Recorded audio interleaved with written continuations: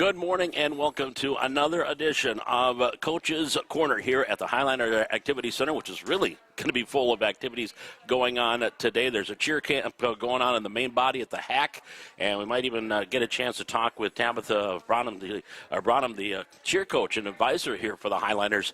If she gets a little bit of time, said, yeah, she'd stop in here. We'll chat a little bit about that cheer camp today and tomorrow.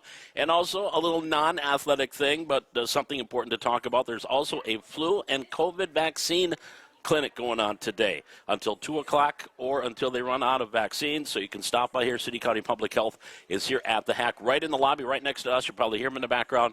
And they're going to have a COVID and flu vaccine shot clinic here today. But we're going to kick things off, no pun intended, talking of Thunder football. Mike Lynn's joining us, the director of Thunder football. Mike, how you doing? Good. How you doing, Paul? Thank you. Fantastic. Good thing you're not playing today. Yes. That is for sure. But I tell you what, we had a game here the other night, and boy, what a fantastic fall we've had for football. We have. Yes. It's been good. You know, we've, excuse me, we had a couple practices where we had to, early in the season where we had to cancel because of rain and you know, you hate to ruin your practice facility or your practice field because we share it with the junior high and stuff. But, yeah, it was absolutely beautiful night on Thursday night and actually on the previous Tuesday when we hosted Jamestown. Again, beautiful night and it was running the clock, and you could see the stands are full, and it's just amazing. It was fun, and you'd have the great, because some of the fifth grade and sixth grade parents, some of the white team would stick around to watch the black, and vice versa,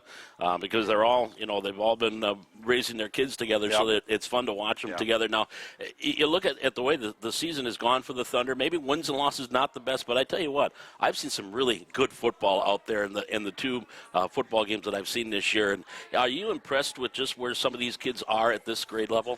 You know, yes and no. I mean, last year was a weird year with COVID. You know, we only had 25 kids, and normally we do our scheduling in May, and so we've always had two teams, so we had everything scheduled for two teams, and we had 25 kids participate. And so we thought, well, we'll make it work. Well, then last year we had kind of we had a couple kids that had got COVID, so it almost shut down one team. So then we started playing our sixth graders. We're traveling with both teams and kind of limped through the season. Well, this year, all of a sudden now we have 50 kids out. And so we're used to that, but not, you know, not just like that. And so it was, again, probably, if I'd have known that, we would have probably scheduled and had three teams, but you know, some of the schools that we play either have one team or they have two, so you get a third one in there, and it kind of makes it a little bit weird. But, yeah, so, you know, some of those kids that, you know, I think we picked up 13 or 14 sixth graders that didn't play last year. I'm guessing because of COVID and whatever else. And so, yes, they're sixth grader, but their football intelligence is a fifth grader. Right. And so, so some of those kids you're looking for is, come on, man, you're a sixth grader, you should, and it's like, oh yeah. You know, and there's no flag football anymore. Right. So this is their first taste of football and football knowledge, other than if they watch it, and it's kind of surprising how many of them don't watch football, you know, and so we've always encouraged, you know, when there's a home game, whether it's college or the high school or junior high, that they go down and watch their position, because they can learn so much, and so they've come a long ways. But yeah,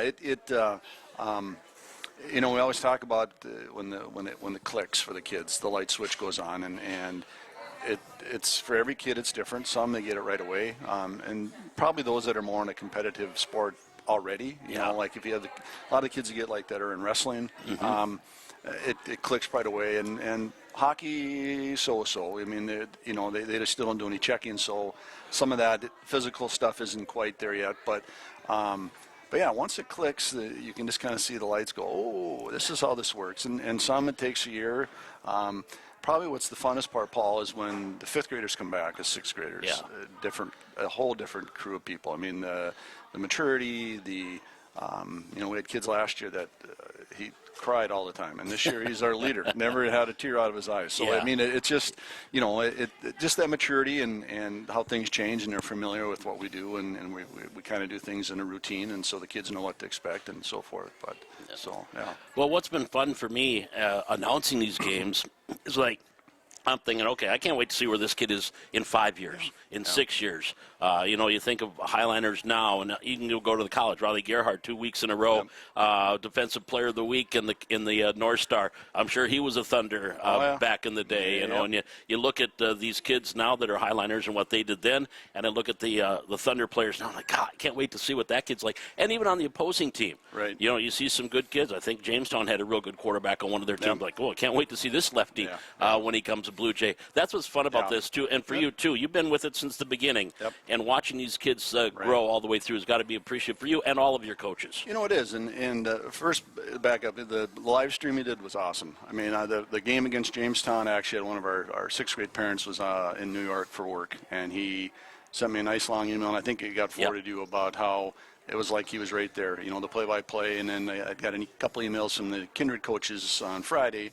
They went home and watched it and just amazed at the play-by-play call and the quality and everything. So I thank you to you and the school for doing that, because it was really a special treat, especially for those grandparents that can't come or whatever. But yeah, Riley is one of those that had a motor that never stopped. In fact, we almost had to put a leash on him. I bet.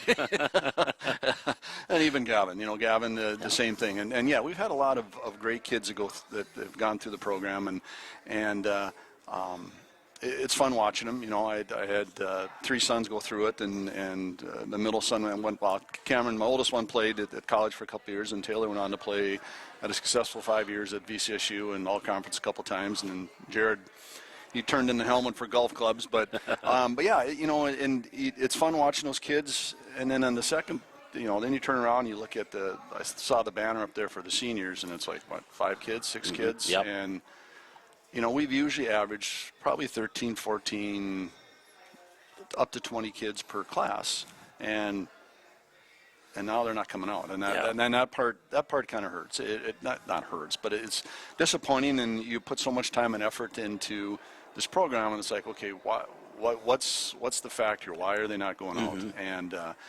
And I don't have an answer for it. But that part's disappointing. But again, our job is more to give an exposure to football. Try to teach the love of the game, and and us coaches, we're competitive. We hate to lose. I mean, it is as much as the next guy. If we didn't matter, we wouldn't put the score up, right? So exactly. And so you're trying to teach some of that stuff to the kids too. That it's not always going to be equal playing time, because the ability of kids is not going to be the same, and we try to communicate that with them, and we had some issues this year of some unhappy parents about playing time, and it's like, okay, well then, so we switched it around, so we got more equal playing time, and the result is what our records were. We ended up 2-5, and Black was 2-4, and a couple of the games were really close. Boy, Kindred has that one team is just a buzzsaw. We went down there and played them a couple weeks ago, and the team that beat Black 30-0 got beat us 42-0. I mean, they just so that like you said, watching other opponents, that's going to be a good group of athletes, and they always have some decent athletes there. Jamestown, same thing. Unfortunately, the lefty quarterback, we played him 3 times. Okay. He played the first game here. He played the second game here, and we went over there. I played a different color team, and he was on that team as well. So, so that part's a little disappointing, because we've the way we do our program is that we evaluate all the kids, and for the most part, our teams are fairly equal. This past Monday, we had never really in the past used to scrimmage each other, just because the coaches get too intense, and it gets ugly. But we thought, well, we'll do something fun. So the coaches were on the sidelines doing the chains. We had the score going on, and no one was on the field. We ran plays in and out, and we lost. Black beat us by a 2-point conversion. We missed it. So, I mean, to just kind of give you an idea that, well, they blew them out. We should blow them out. And we had a good chance on Thursday night. We had a kid that was wide open, and he just couldn't get the ball to him. And there was no one around him for 30 yards. So I know it would have scored. But, that's part of the game. It's, you see that at every level. Oh, absolutely. Absolutely. It's at every level. You talk about the coaches, and I think you and I have talked about this in the past. A lot of these coaches have been there since the beginning. Yeah.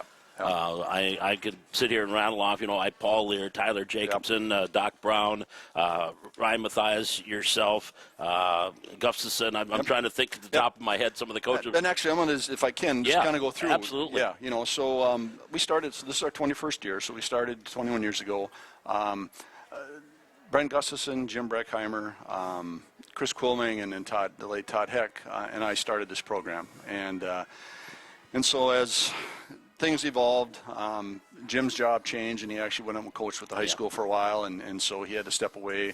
Obviously, the passing of Todd, that affected that as well. So I've been here 21 years coaching. Brent has been 21 years. Clay Adams has been for 20. Jeff Brown has been 14. Kevin Egermont's 14. Ken Didier, who stepped away last year, he'd been with us for 12 years. Buff Murray, he was with us for 8. He stepped away this year because he took on the girls golf coach. Ryan Mathias has been here for 8. Tyler Jacobson, 7.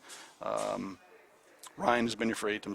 Tyler, 7. Clint Clemish is 6, and Paul Lear 6. So honestly, we hadn't had to look for a coach for 6 years, and that's, to me, that's what makes our program so unique, is that we haven't had, in the past we've had a couple where they'd help coach when their kids are there and then the kids are gone. Clint doesn't have any kids that have been through it yet.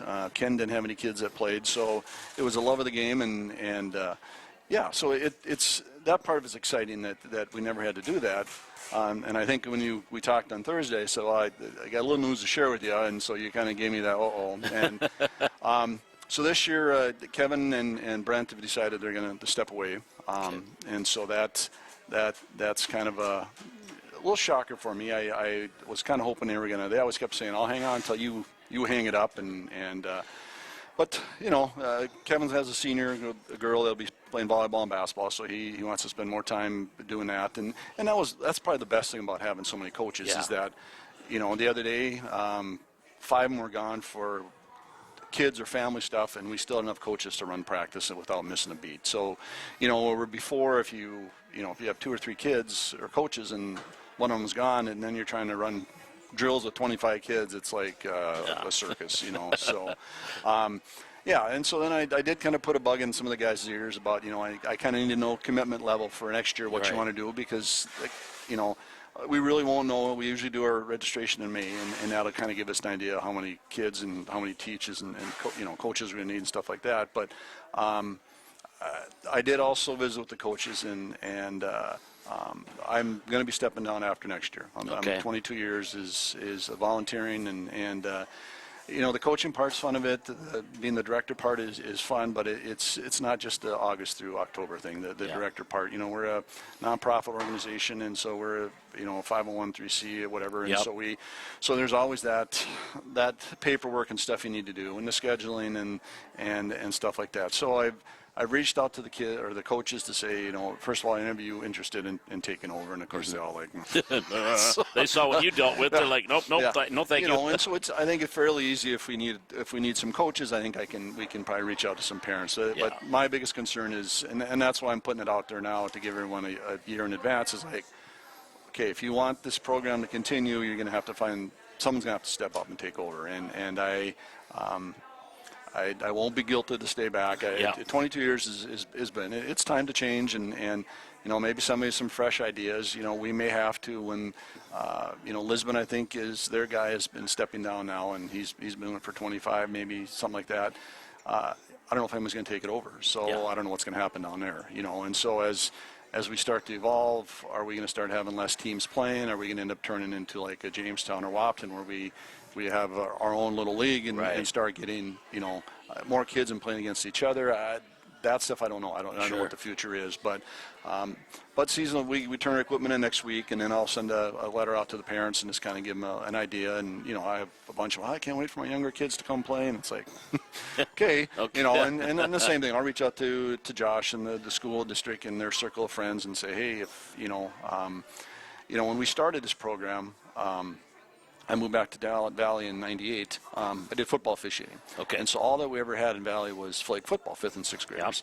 Yep. And so when they got to junior high, they were always a little behind because everybody else they had played at that time still had youth football or had youth football. And so that's when we got together, the 5 of us, and got this thing going and raised money for equipment and all that stuff. And man, the support was amazing. And then, Parks and Rec went from that and did third and fourth grade flag football. So again, kids are getting excited, are getting a little taste of it. Well, now the Parks and Rec has kind of stepped away from youth programs, and so now our kids come at fifth graders. They really don't have. Other than what they see on TV or what they play in the playground, they don't have a lot of football knowledge or terminology, or I don't want to call it football IQ, but so that's going to be a challenge. But so that's my biggest concern is if next year after the end of the season, if no one takes it over and we lock the building up and all the gears in it, what's going to happen with those following years and those kids come through the junior high program, and that's their first time of exposure. So, I'm hoping that a group of people, or I don't know if the school would even consider taking it on, but yeah, it's something that I've twisted Jeff Brown's arm to come back when he was going to be done too, and he said, I'll come back when we're here to help you with the transition. And so, so the hope of getting a couple new coaches in that want to stay here for a while, but I guess honestly, the more the urgency on my part is that we need to find because all the board of directors are all coaches. The guys are all going to step away, and I don't know with, I think Clay said he'll come back when we're here. Paul wants to stay. He's not, as long as he can, and Clint kind of the same way. He's got 3 daughters that are 3 and 4. He said, I like to, at least coach till there, but he, with his job with the city, he just doesn't have, he can't do the directorship stuff like that. And so, and I don't know if I could do just part of it, not the other part, or if I just need to be 2 feet in or 2 feet out. I'm kind of that, my personality. It's all in or all in. That's how I operate. All or nothing. Absolutely. Yeah. Well, parents, get a hold of you. Now, again, parents, if you haven't had a chance to watch Thunder football, just go to our website at playside.com and the Highlander Activity Network and watch these games and see these kids. You talk about gear. I love the uniforms. Yeah. They're outstanding with the kind of the Titans tee and Thunder Cross, and it's just a great program. It really is. And if you have a young boy or girl, moving up, I know we got Mariah Freeze. It's a quarterback on the black team, and it doesn't matter. If you've got a youngster coming up that want to play football, we got to keep this going. Yeah, absolutely. Yeah, and so hopefully, like I said, we can get the word out there, and someone will want to step up, and whether it's a group of people, which would be easier, and visiting with the coaches from actually one of the coaches from Kindred I taught when I was teaching in Newtown, so that's kind of how much is that age? Oh boy!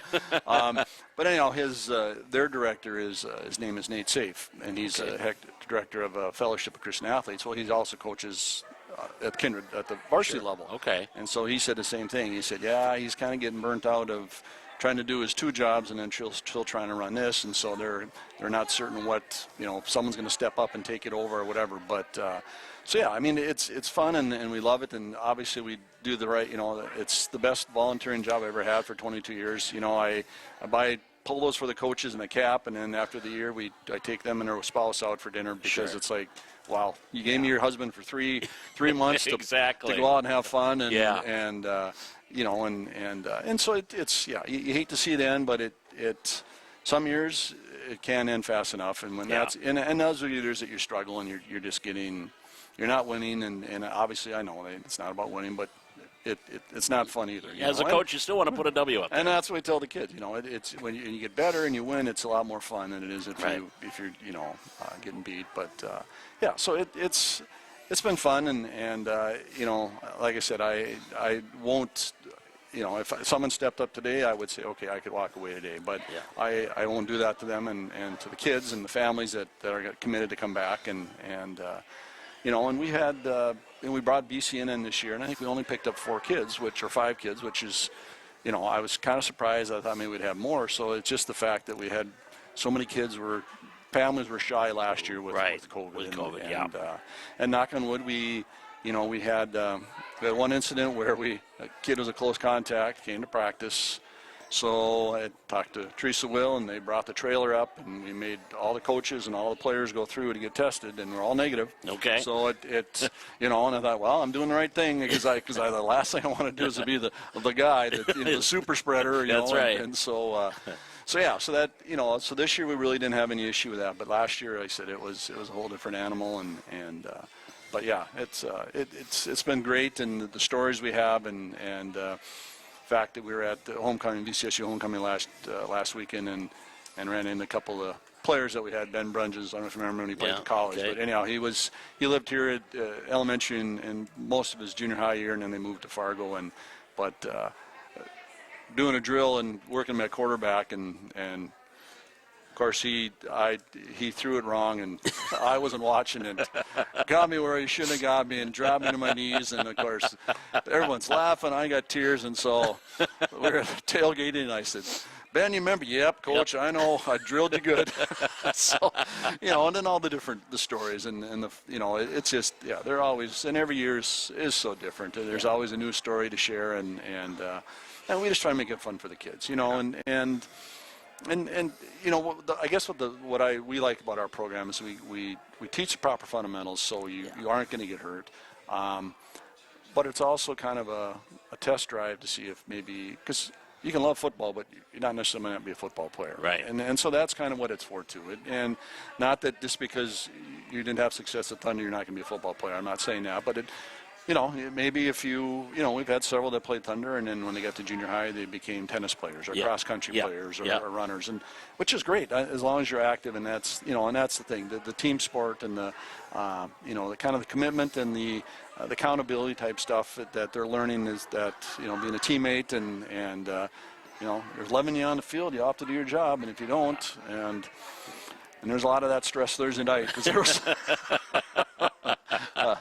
But anyhow, it was fun. It's the kids are good, and the parent support is amazing. I mean, it's just amazing, and so hopefully, can continue on, and it can move forward and continue to be or even be better than what we think it is. And again, we're biased that we think it's a good program. Exactly. But we, like I said, we try to do it so we're even. We never stack a team. We never have. We never will. And we are what we are. But as long as the kids have fun and they're learning and then we'll know how many come back next year. So and how many go out and go to junior high. So. Well, Mike, appreciate the time this morning and all the hard work this year with you and the coaches. And again, congratulations on your alumni award last week for VCSU homecoming. Yeah, and let's get a director in there here after next year and keep this thing going for us. Absolutely. Appreciate it. All right, thanks, Mike. Appreciate it. Yep. That is Mike Lentz, the director of Thunder Football. We'll be back with more. It is Coach's Corner here from the Highliner Activity Center. Back with more on the Highliner Activity Network. Paul McDonald back with you. Another segment here of Coach's Corner, live here from the Highliner Activity Center. And again, a lot of activity going on here at the Activity Center today. And a little non-sports tidbit that's going on here today is a flu and COVID vaccine clinic. City County Public Health, they are here today. They'll be here till 2 o'clock this afternoon or until they run out of vaccines. So, again, you want to stop by. Teresa Will and her staff are here. And, again, it is a flu and COVID vaccine clinic going on here at the Highliner Activity Center. Right here in the lobby, over in the main gym, they have a cheer camp going on. And, again, it was... maybe get to Tabitha, the cheer advisor for Valley City Highlanders. If she has time, she said, it's going to be a busy morning, but if they get a few free minutes, she said she'd probably try to stop over here and chat with us on today's edition of Coach's Corner here live from the Highliner Activity Center. Now, again, some other events that are going on for the Highliners and a couple of coaches we can't talk to because they're coaching right now. State tennis is going on up in Grand Forks, and Seth Zeltinger and Kai Kringley, of course, they were the number 3 team out of the East, went on to the state tournament. The dual state tournament was on Thursday in the Grand Forks Central, again, repeating as state champs, a 5-set win, 3-2 over Grand Forks Red River. And taking a look at how Seth and Kai have done, they won their first match in the quarterfinals moning, 6-love over Cook and Vasicek out of Bismarck High, but then lost to James and Moylan out of Bismarck Legacy in the semifinals. So they dropped into the consolation bracket, and in their first consolation match, a repeat victory, a matchup against Simley Askew and Sullivan out of Fargo Davies, and Seth and Kai won 7-6, 4-6, 6-love. So they went 3 sets and won over Simley Askew to win in the consolation round. So they're now in the consolation semifinals. That'll get started here about 10 o'clock this morning. And so Coach Nielsen obviously is getting ready to coach those two. And they will have Christensen and Solberg is who they face. They're out of West Fargo, Cheyenne. And that will be going on in a win there.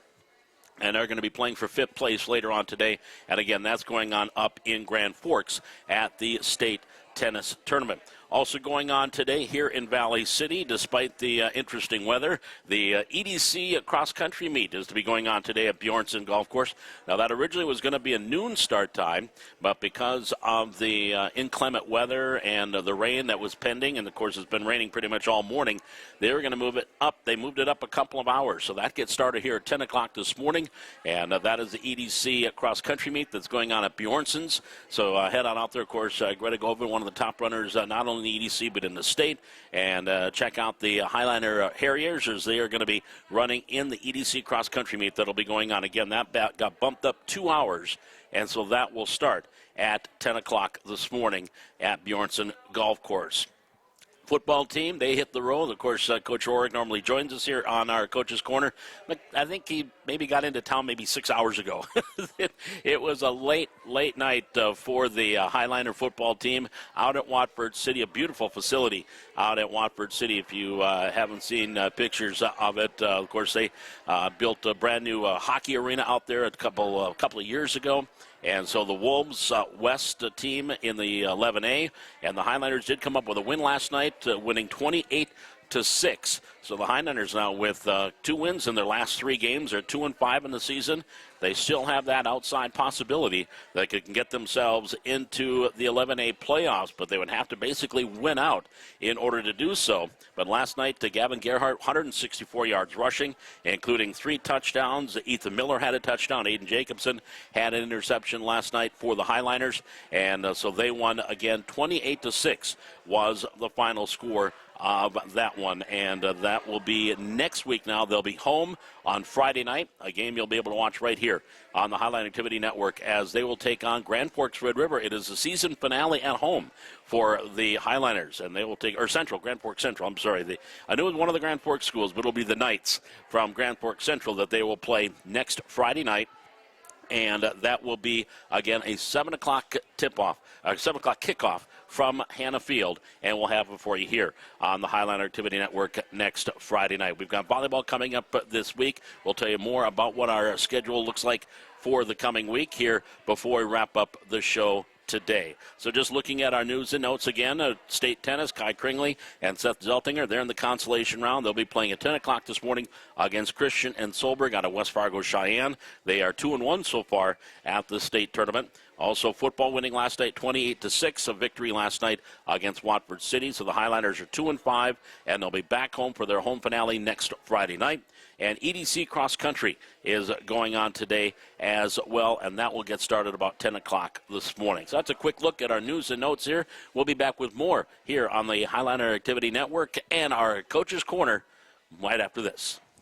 Paul McDonald back with you here on the Highliner Activity Network. It is Coach's Corner here in our little cove, if you will, off to the side of the main lobby here at the Highliner Activity Center. Again, a busy day today. Cheer camp going on here today. And also, as we mentioned, it's non-sports related, but it is important to mention flu and COVID vaccine clinic is going on here today until 2 o'clock this afternoon, or until they run out of vaccines. Teresa Will and her staff from City County Public Health, they are here, and they will be here again until 2 o'clock or until they run out. A little bit of registration, and then you head in. And again, flu and COVID shot vaccines clinic going on today here at the Hack. So stop by if you haven't gotten ready. Cold and flu season is right around the corner. So a little non-sports for you here this morning. Well, here's what's coming up this week. Going to be another kind of a slow week as the fall sports season slowly but surely starting to wrap up here in our area. Coming up here Monday night, we have junior high football. Again, we were supposed to have junior high football last Tuesday.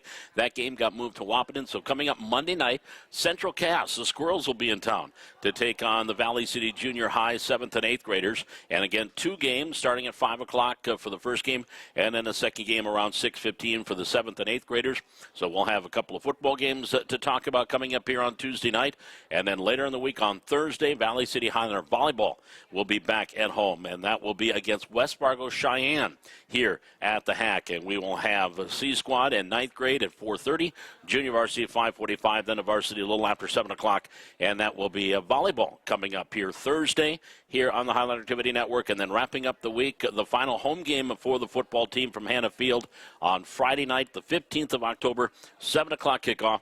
They'll take on the Knights of Grand Forks Central. And again, still a possibility if the Highlanders can come up and win out here, they still have that possibility of finding themselves in the playoffs at the end of the month. But first things first, Friday night, they will take on Grand Forks Central. And again, that is a 7 o'clock kickoff Friday night at Hannah Field. And we'll have that game for you right here on the Highlander Activity Network. And again, that is the schedule. Things change.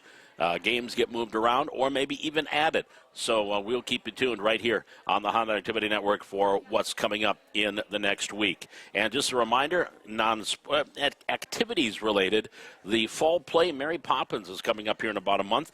And in one of our future shows, we're going to have a couple of the actors and one of the tech crew joining us here on the Honda Activity Network on our Coach's Corner, talking a little bit about the Fall Play. The week before the Thanksgiving break is when that fall play will be in November, so about a month away.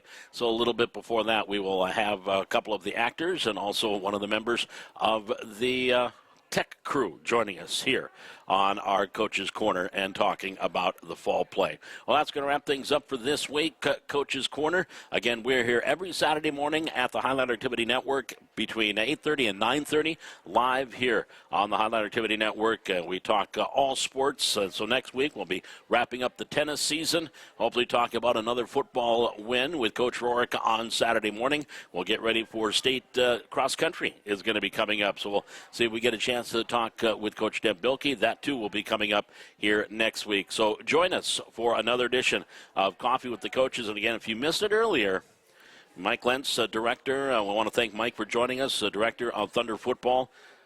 Looks like possibly in after next year, after his 22nd season of a director of Thunder Football, going to be stepping down. So if you have an idea of someone that would like to take over that directorship and want to keep Thunder Football going, it's been a great product over the years for 22 years. Well, this was the 21st season. Next year will be 22.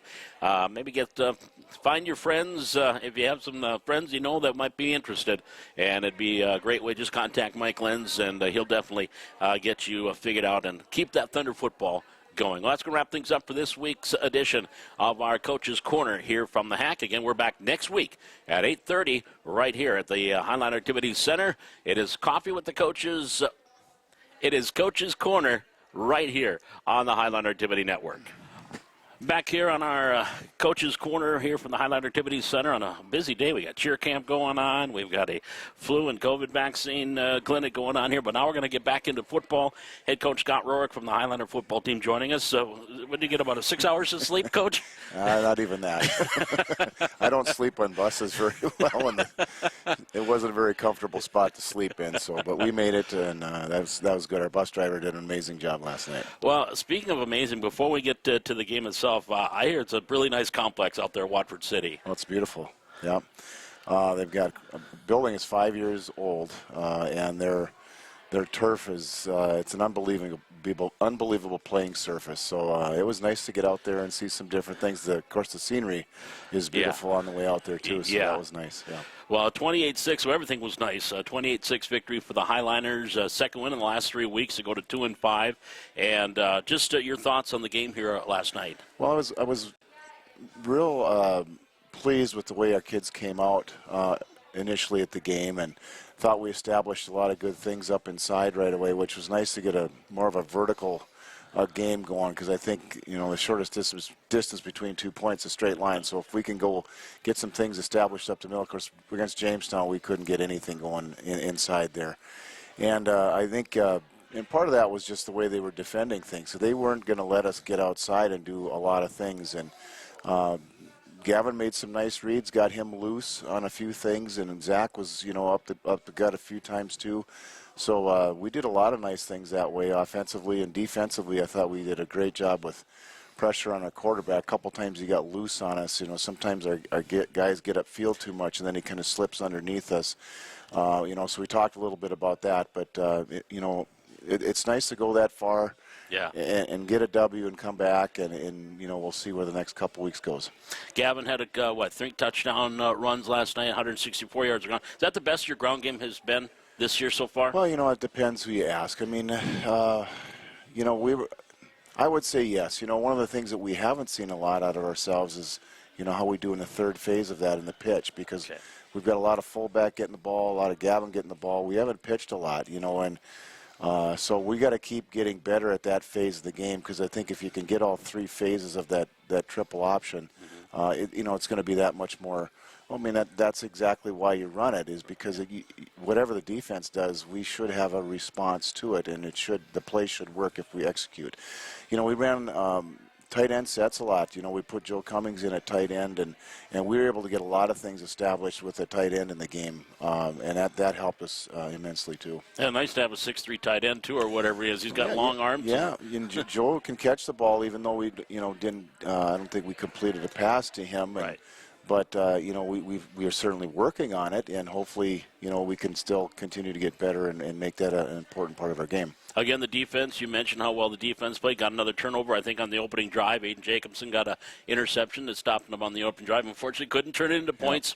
But that is just something this defense has done a lot this year, is getting those turnovers. And Coach Zinke's got a great scheme. And I give our kids a lot of credit.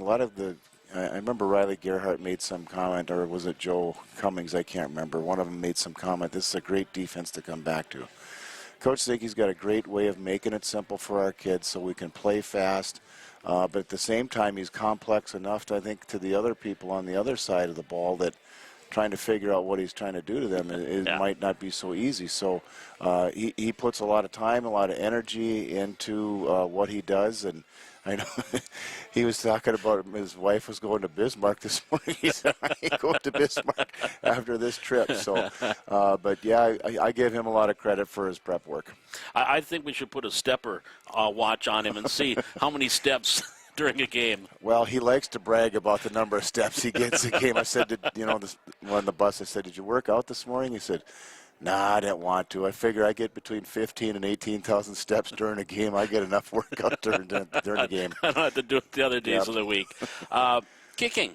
Bryson Heck came in and was 4 for 4 in your extra points for you last night. Yeah, I mean, it's just kind of come out of the blue. He just started kicking, I think, a little bit on his own, and then his uncle, Aaron, started working with him a little bit, and saw a couple nice kicks, I think, in the sub-varsity games. And we're like, wow, we got to work with him a little bit, and he's really embraced that opportunity. The good old days of kids just going out and kicking the ball, it seems like aren't like they used to be.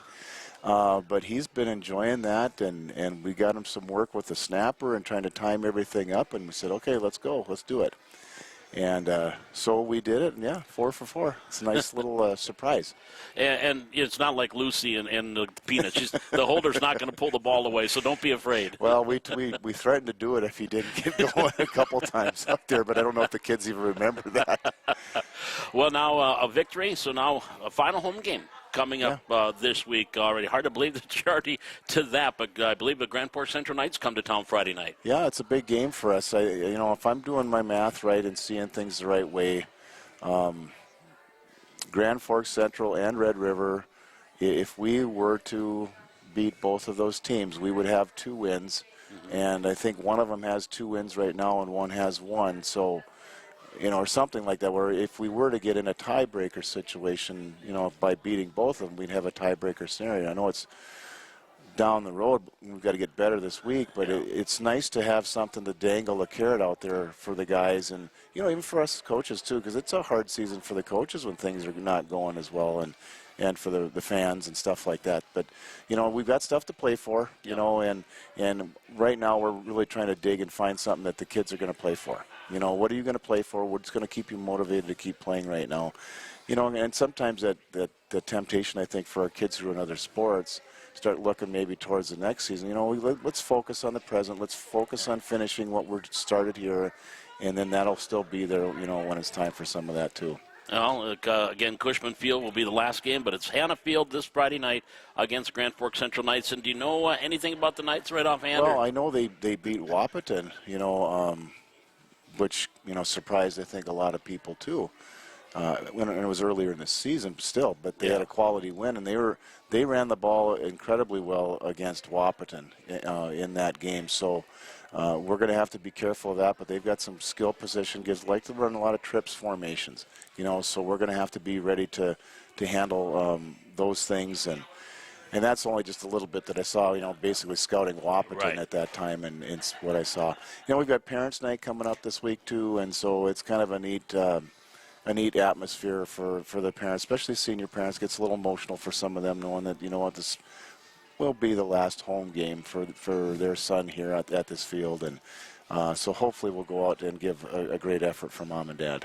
Final question for you. Off the varsity, had Mike Lentz in here earlier talking Thunder football. You as the varsity head coach, how big is a program like that to get your kids ready for football when they get to the junior high and high school level? Well, I think the biggest thing, I think, is setting, getting them to enjoy the game. I think has got to be the biggest thing. Because, let's be honest, if it's not fun, I'm not going to keep playing it. And so I think that's important. And, you get established in the way you do things fundamentally and things like that is good for kids. And, we're incredibly blessed, really, to have a program in town to get our kids going. And, we end up, once kids get to junior high and senior high, you've got a few more choices of activities, and of course we lose a few kids to other things, which is great because I'm glad kids are out doing things. Yeah. But at least you get that initial excitement about the game of football, and hopefully it's something we can all wrap our arms around too.